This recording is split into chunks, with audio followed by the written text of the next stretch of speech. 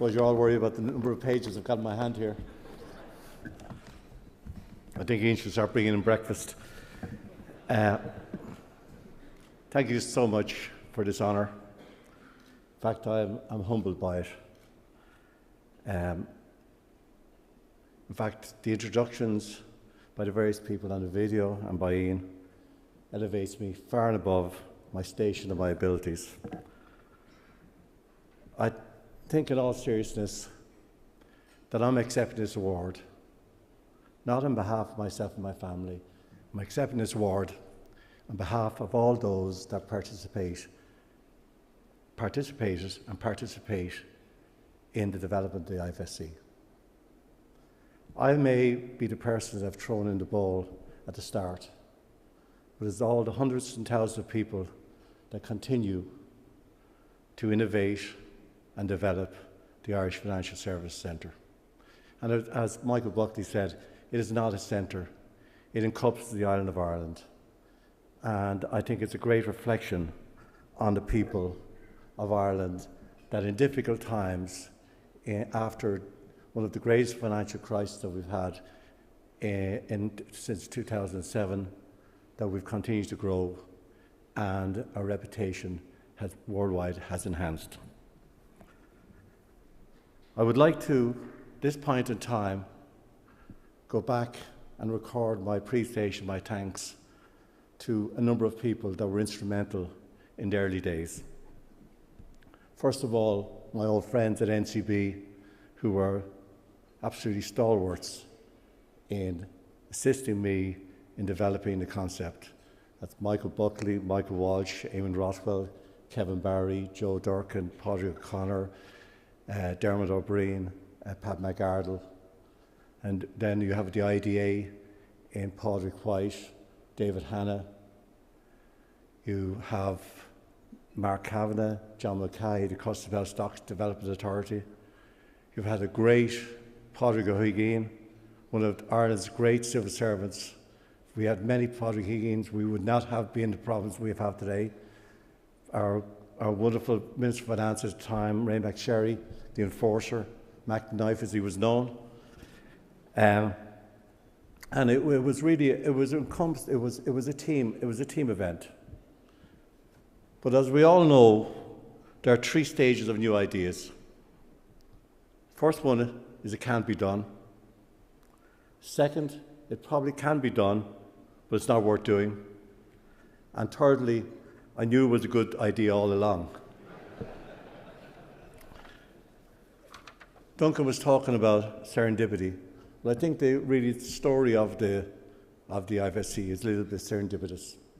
We can look back in time and glamorise it, but really it's a very simple story. In fact, it involves pubs and dining and eating and everything else. Maybe I'll give you a little brief history. It won't take you too long. Won't take me too long. In 1984, Rory Quinn was made Minister for Labour. He decided to have a dinner and host a dinner for 12 business people.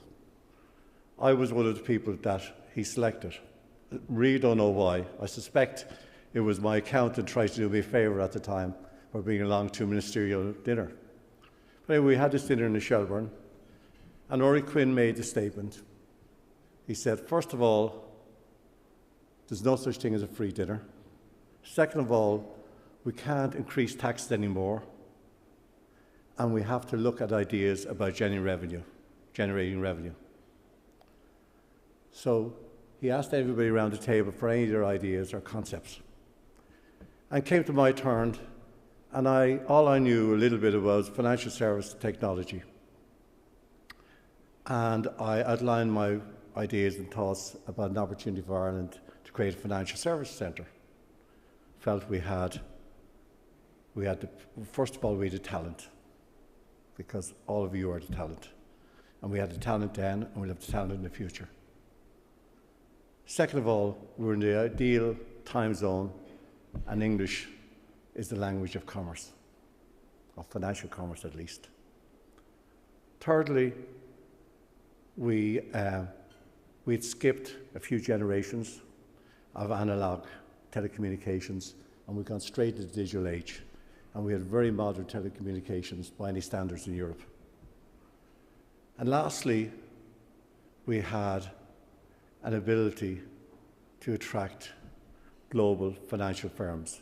That stage in Dublin, there was 25 international financial firms operating in Ireland.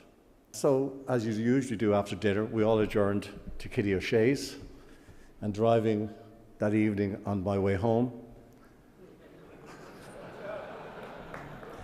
I said, were my 2 ounces of BS, was that really something that was just going to flow into the ether? Or did I really mean what I said? Do I really feel it is an opportunity? And the next morning, I put down my thoughts on paper, sent them to Peter Kelly in Pricewaterhouse, who had worked in Afghanistan and worked in Europe.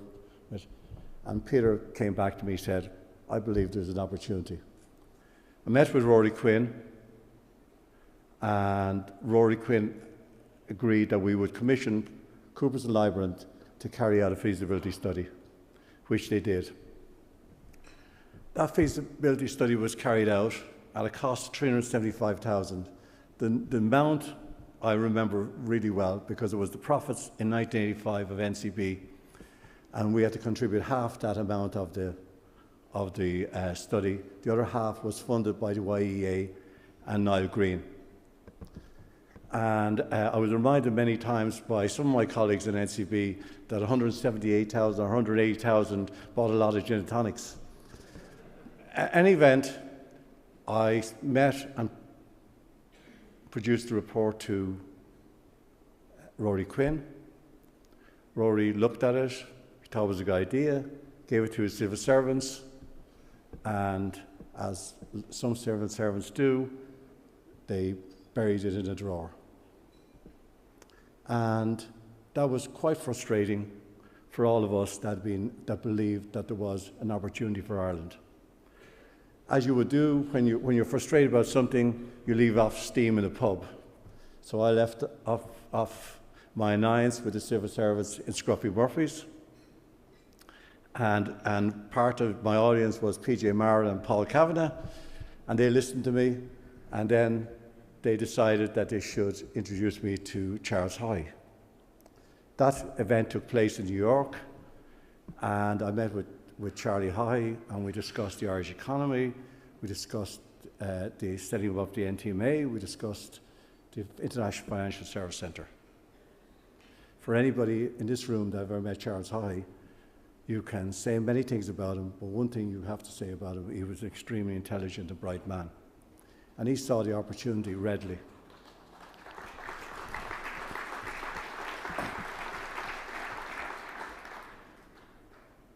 Charlie then summoned myself to Concealy, discussed how we would implement the Development Financial Service Centre and about other economic issues. He came to our offices in NCB. The economists that I mentioned to you before and my colleagues in the office made presentations generally about the economy. Then in the election in 1986, he called upon me and he said, I'm going to adopt the idea or the concept of the International Financial Centre in the manifesto. And I'm going to, this was, say, Saturday evening, and I'm going to have a press announcement on Tuesday. I'd like a document prepared by Monday. So I called the General-in-Chief, Michael Buckley, and that document was prepared on a Sunday to be ready by Monday. And that was announced in a press conference on that Tuesday. So when Fianna Fáil went into power, after went into power, everybody, as Ray McSherry will tell you, it was full steam ahead. It would make things happen as quickly as possible.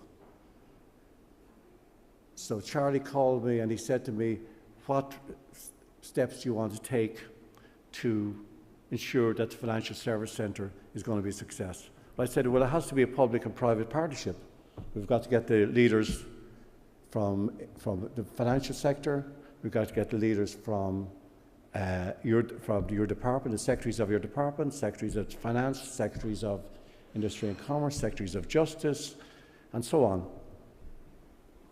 So Charlie said, okay, we got everybody together. So there was a large group, and there was a meeting in government buildings of the chief executives of Bank of Ireland, the AIB, Ulster Bank, and so on and so forth. And there was the secretaries of various departments. Quite a large meeting. And when it was put forward, the aims of this committee were to assist in the development of producing a financial bill for the establishment of financial services. Division broke out.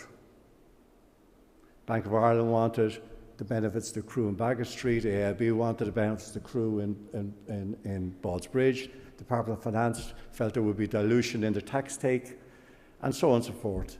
And it really was, there was 2.5 hours of discussion really reinforcing that this could not take place because of all the difficulties and the contradictory opinions that existed in the room. I went to Charlie High, and there was frustration. And he knew, because the tom-toms were ringing. I think Padraig Ageen or Ray McSherry or somebody told him about the difficult meeting that we had. Charlie listened to me, and he said, didn't I give you the secretaries of the department? Didn't I bring all the chief executives of financial services together? And what else do you want? Well, I said, Charlie, I didn't really know that we were going to be a disparate group, that everybody had self-interest rather than national interest. And he just looked and he smiled and he said, leave it with me. And next week, the meeting was called of all the same participants, but this time Charlie came along. Basically made a statement, we're going to pass the Financial Service Bill by March 17. That's when the Finance Bill is going to be produced. We are not going to countenance failure in relation to the IFSC. You can participate in a positive way, but you will not prevent the success of this initiative. Charlie used all his power, all his charisma, and created a diktat that was going to happen. So really, if you said to me, what is the defining moment of the IFSC and the leadership in the IFSC, it would not have happened only because of one man, and that's Charlie High. So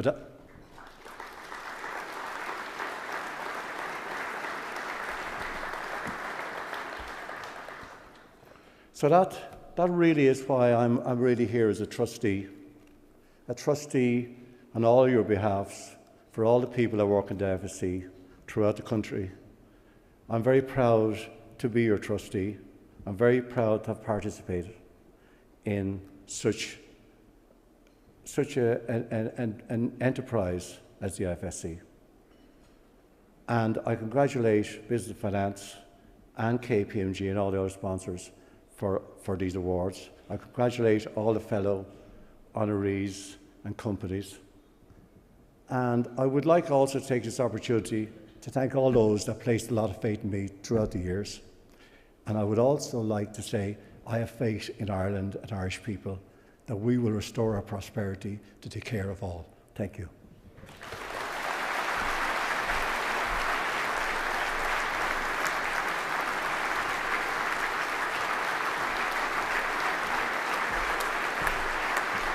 Ladies and gentlemen, Dermot Desmond.